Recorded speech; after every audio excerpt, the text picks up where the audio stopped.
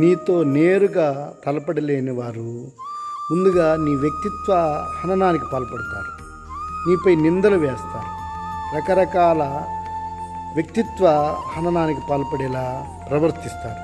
వారిని అప్పుడు నువ్వేం చేయాలంటే రియాక్ట్ కాకూడదు, ఏదో కోపంగా రియాక్ట్ కాకూడదు, వారిపై ఎదురు తిరిగి మాట్లాడకూడదు. నువ్వు ఒక్క నవ్వు నవ్వినప్పుడు శత్రువుకి కుమిలి కుమిలి ఏడుస్తాడు. అట్లాగే నువ్వు కొట్టే దెబ్బ ఎట్లా ఉండాలంటే వారు ఇక మర్చిపోలేనట్లు జీవితంలో కొట్టాలి.